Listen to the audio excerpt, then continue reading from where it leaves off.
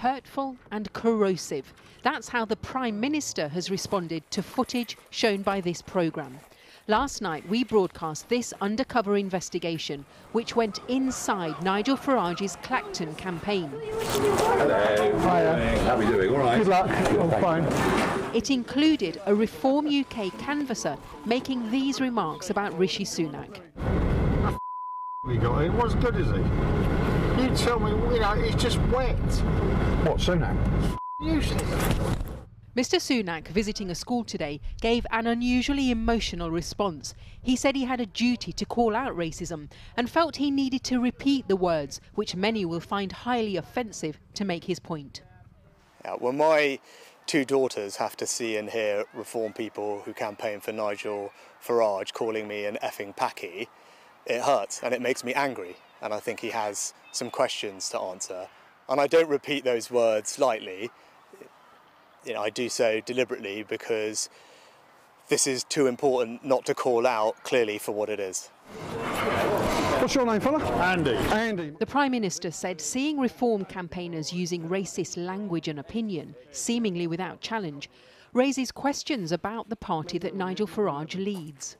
I think it tells you something about the culture within the Reform Party, and our politics and country is better than that. And as Prime Minister, but more importantly, as a father of two young girls, it's my duty to call out this corrosive and divisive behaviour. The investigation showed this man, Andrew Parker, canvassing for Reform. That's quick. Hello there. Reform Party. Yes. Would you be interested?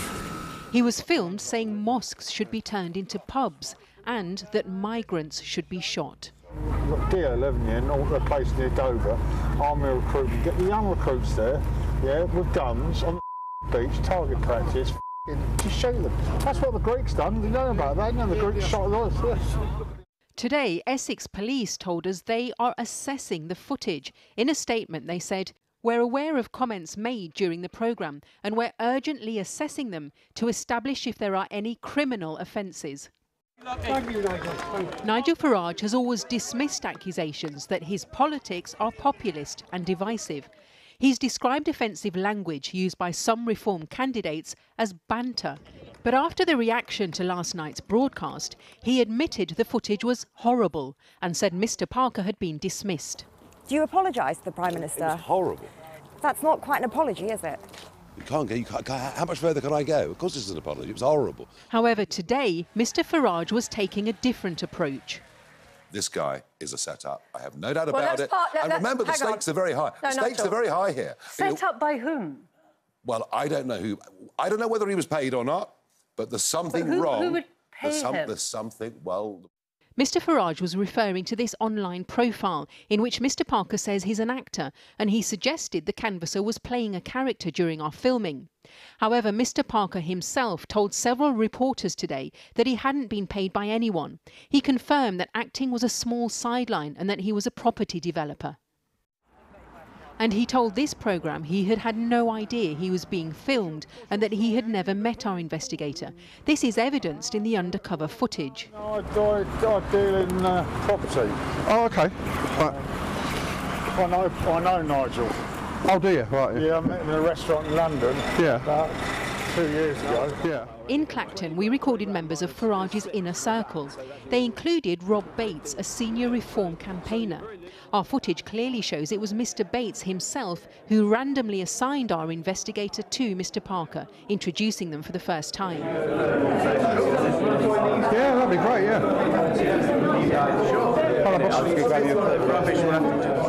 So you two don't know each other either, no?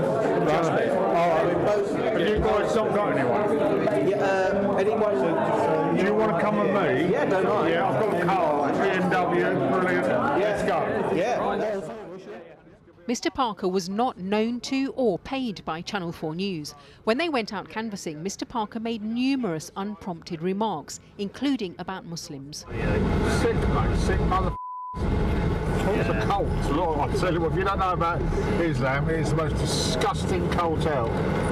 We're kicking all the Muslims out of the mosques and then serving them into Witherspoons. Mr Farage said reform had got rid of Mr Bates and also this man, George Jones.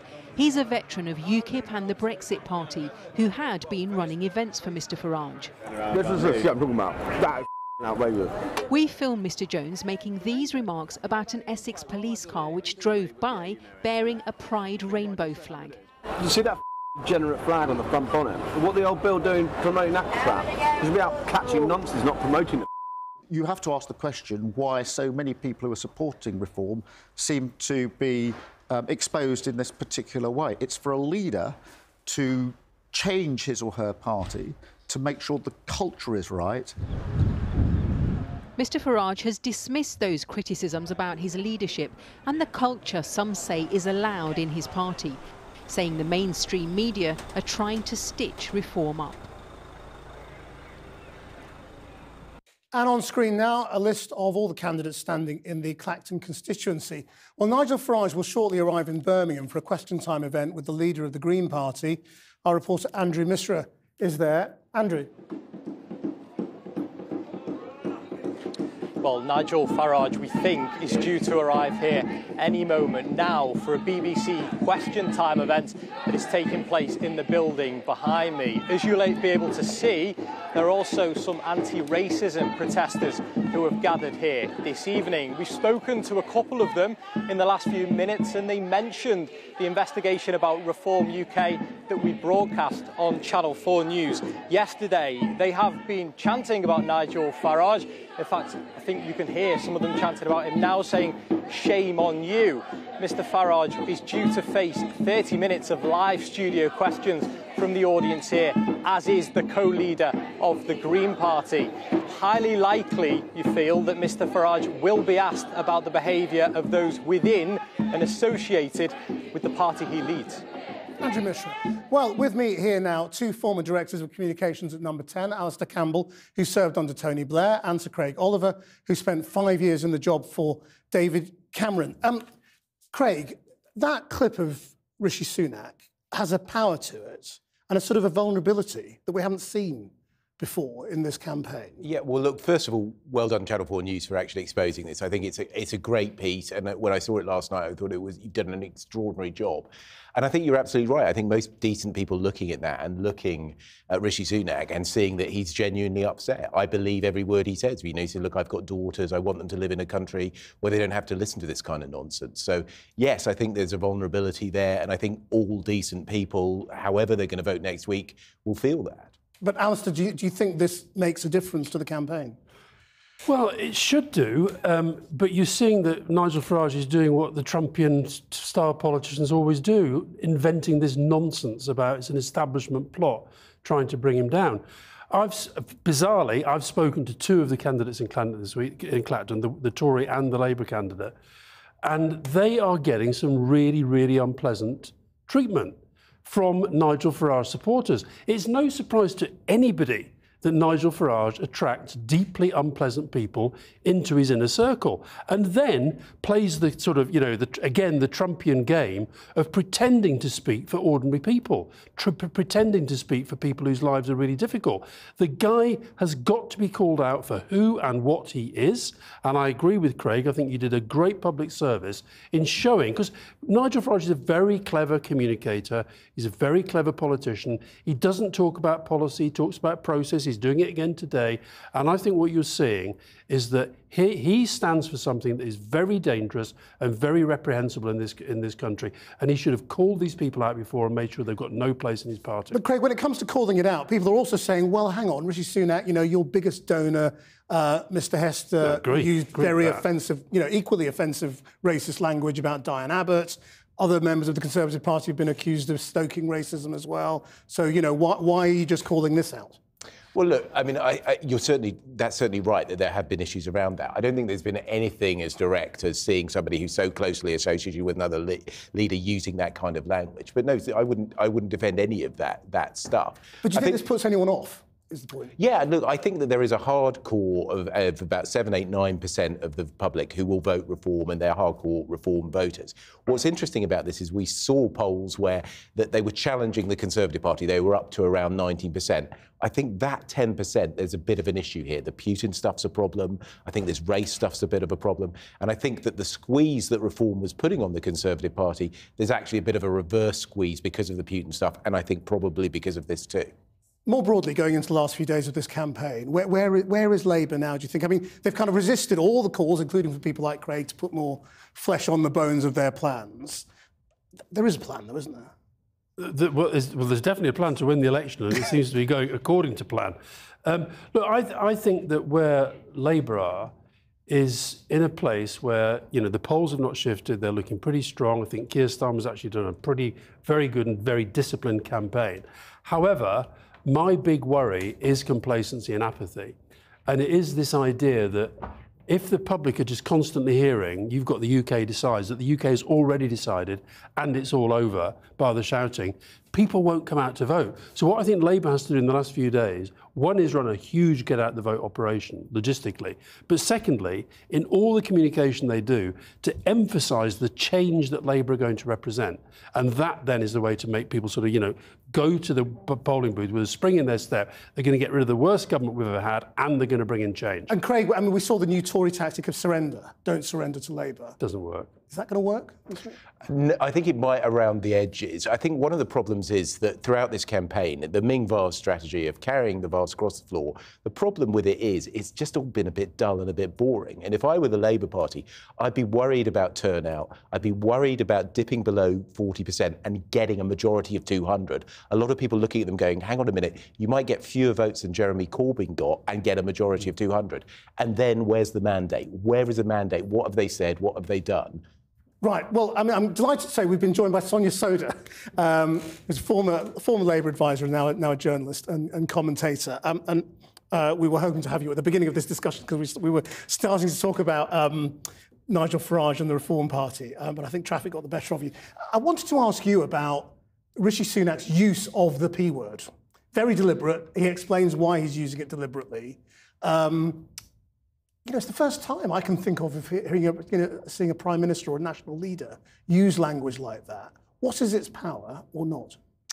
I think it does have a power to sort of be so direct. And I think when you're part of the group at which a very deeply offensive word is aimed, then I think it's your right to just come out and use it on television, actually. And I think it will have made people sit up and take notice. And I think watching him talk about it today, the sort of thing that I took away from it was, oh, actually, this is somebody who's actually really been affected by it and is speaking about it quite authentically.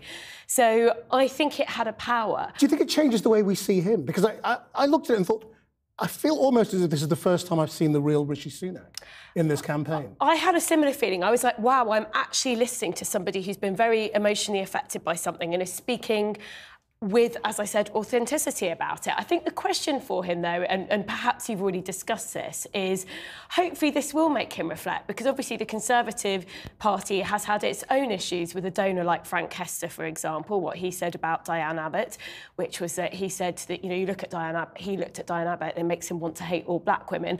Actually, the Conservative Party eventually came out and said that was racist language, yet they accepted a donation for him after he said it. So I think that language directed at Rishi Sunak was abhorrent. It's language that I've faced in the past, you probably have faced as well. And I hope, you know, I think he was absolutely right to come out and condemn it in the way he did. I was very pleased to see him do it, but I hope he will reflect as well on the Conservative Party's own issues around the edges with some of this stuff. I agree with that. I think that, look, I don't know Rishi Sunak well. I'm absolutely convinced that he would have been horrified, and I'm sure it is. I know you've experienced it, and I know Sonia has too, that it's incredibly hurtful when it happens. And when it's directed at you in that way, when you're a very high-profile figure in the middle of an election campaign with young kids, it must be horrific.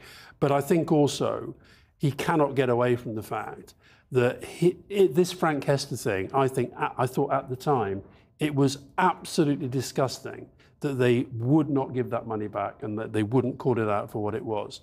So I think there is an element of double standards. That being said, I completely get why he's so upset. Craig? Look, I think in the best of all possible worlds, the money would have been given back. But anybody who knows anything about political parties knows they'd already spent it. They just couldn't. And it was never going to go back. I hope that Sonia's right. I hope Alistair's right too. I mean, absolutely disgusting what we've seen today. Good people in politics across the mainstream spectrum need to join up and say it was wrong, and I'm delighted the Prime Minister's felt able to do that as well. Just finally, I mean, this is the last. We've been speaking to these two gentlemen every Friday during the campaign. In a few seconds, your prediction now that we're a few days ahead of it. Great. Thank you. I wouldn't be surprised if the Conservatives were on 50 seats. I wouldn't be surprised if they were on 170. But either of those is a bad, bad loss, bearing in mind where they were in 2019. Alistair? I'm not going to make a prediction. I think it could be anything from a Labour landslide to something a lot closer than people expect, because I think the public are very volatile. And I think the big challenge for Labour is to make sure that people get out and vote. And Craig is right.